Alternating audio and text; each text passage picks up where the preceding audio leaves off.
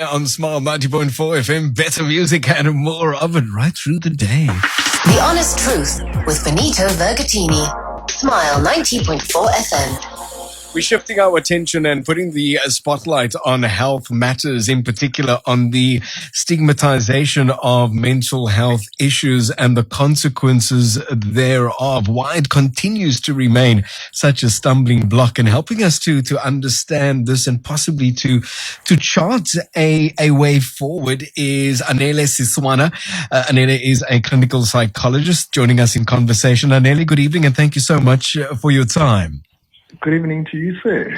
And also joining us is the host of Health and Welfare Sector Education and Training Authority's Mental Wellbeing Livestream, Dr. Bello Alvarez. Dr. Alvarez, good evening and thank you for being a part of the conversation. Good evening. Thank you so much for having me. No, it's a pleasure. Thank you both for your time. Dr. Alvarez, if I can start with you as host of the recently held live stream, what is the importance around generating this discussion?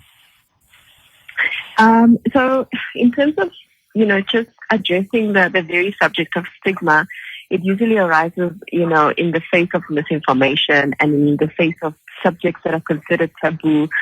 So why it's so important for us to have these conversations is that by, having these conversations on big flat platforms and including individuals that are also previously not thought to be affected by something like mental health, that we actually expose how everyone is susceptible, but also how important it is for us to have conversations where it becomes normalized.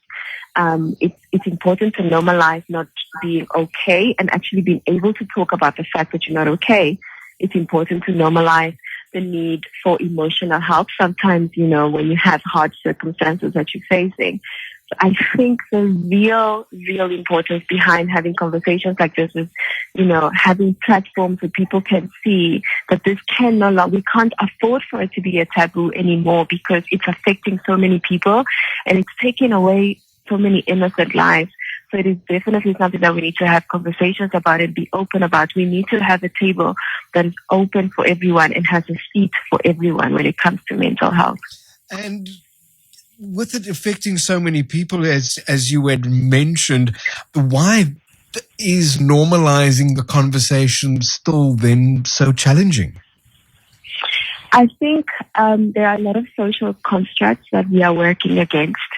Mental health is by a lot of people seen as weakness in the individual, is seen as an individual that is not resilient, an individual that is not perhaps competent in the duties that they have to do in day to day. So we need to strip away the labels that have for very long been stuck to mental health and realize that mental health can exist without those labels. And as a matter of fact, it does. It doesn't mean weakness. It doesn't mean, we can also talk about how there are cultural implications when somebody is not feeling okay. So we need to strip all those labels away so that we have mental health on its own. I think that is the biggest issue that we have right now, that we can't have mental health on an issue on its own. As society, we have placed so many labels and so many categories that have covered the actual issue that we have. Dr. Bello Alvarez joining us in conversation. Please do the same. You're welcome to share your thoughts. Our WhatsApp line is on 0829 904 904. Also joining us in conversation is clinical psychologist Anele Siswana. Anele, what then are the consequences of us not being able to, at this stage, normalize the conversation? What are the consequences of this continued stigmatization of mental health issues? I think adding from what Dr. Bello mentioned, it's the fact that the rise of mental health becomes more intensified. And again, because people don't understand the magnitude or they are not exposed to the magnitude of what mental health does, at the end of the day, the consequence could be we will still continue to have high rates of suicide. We will still have depression being a problem in South Africa and anxiety and many other mental disorders that affect the quality of life for many people, especially young people in South Africa. And again, looking at the impact of COVID-19 as to also adding another strain, that things are not getting any better. Again, I also agree with Dr. Bello around these social constructs that continue to add so much strain and difficulties that people, again, when you talk about mental health at home or when you talk about therapy, you will be discouraged that people say therapy is a luxury, therapy, you don't need this. So all of these stereotypes, prejudices, and social constructs, they contribute to the consequence of people sitting in their corners and not seeking help because they either deemed as they are weak, they either do not want to be considered as insane, or kind of all of these words that we use for people who are vulnerable, for people who do not have the capacity and ability of functioning like any other people. So I believe such consequences are a result of those systemic factors. It's really a tough one, Anele. I mean, just listening to you, I'm stuck as to how one can address it, because it's in certain instances it appears to be a deep-rooted prejudice. It is. Again, from what we have seen and what is portrayed in the media, that when you are depressed, it's more like you've gotten to the highest ultimate level of not having the ability to function. Whereas, like any other form of illness, it affects the quality of life and those around you. And the difficulty that I always emphasize with mental health, it's an invisible, when we get to the point of mental illness, it's invisible. We can't see it like any other physical manifestation when you've got chronic diseases and all of that. This is internal. It's even worse when we talk of the spectrum of the axis 2, that is your personality disorders. We don't consider those as illness because it's not visible, but what we see is the behavior that is beyond than what you see when one is able to function. So again, also the issue of language in how we know and how we talk about mental illness, again, it's embedded in this social construct that the language that is always associated with mental illness, it's derogative, it's disempowering, it's not empowering. So we need to find local languages that are easy and accessible for people to name when they are not okay, to name these symptoms so that they can be able to work with it, because it does affect the quality of life and one's ability. When we see one's ability of functioning has gotten beyond the norm or beyond the bell curve, this is then now where we need to understand, as much as when one is ill, we can consider recommending a psychiatric hospital, taking this person to best psychiatric care and psychologists and people who work with mental health, so that they can find a way of expanding the capacity of this person being supported and getting the help that they need. Anele Siswana, a clinical psychologist, sharing his thoughts as part of The Honest Truth this evening. Dr. Alvarez, has COVID also highlighted the need for greater access to treatment and mental health services? Absolutely. This was actually something that we discussed last week in one of their webinars that HWSETA is hosting for the month of October, being the Mental Health Awareness Month.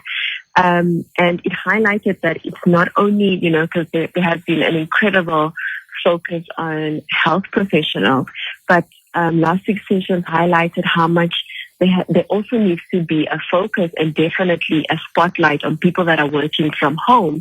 And the reason for that is that in one way or the other, everyone's work environment, particularly, has been affected by this pandemic. So the structures around us have changed. Our social platforms have changed.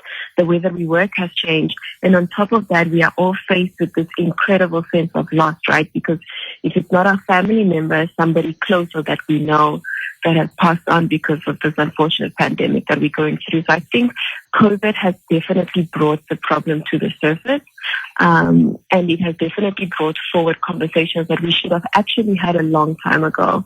So yeah, definitely COVID has highlighted that we do have serious underlying issues. Practically speaking, and I suppose on a personal level, how could we strengthen our support networks? Do you have any advice around that, Doctor? I think there needs to be an incredible sense of awareness. And this is a line I actually took from Anele, Mr. Anele, when we were having the discussions on the webinar. And he said that number one, we need to make it normal to recognize and actually admit and be vocal about the fact that we're not okay. So I think that's the first step, recognizing that we need help. And within recognizing that we need help, reach to our close structures, let them know where we are, and allow ourselves to be helped. I think this is a time where we need each other more than anything. The pandemic has worked very hard to isolate us, but we actually need to work harder to come together. So for the number one, being aware of yourself, recognizing the patterns of what could mean that you're drifting away from your normal mental state, that you're drifting away from your normal well-being. And number two, making it normal to seek for help. This is also another line that Mr. Anele has been very vocal about making mental health a part of your budget and a part of your priority list. And number three, involve your family members. So even if you're not having these issues currently, these are conversations that need to be had at a Sunday lunch, talking about mental health, how are you doing? Instead of asking, how are you? How about how are you coping? How is your heart feeling? Are you okay? Is your everyday okay?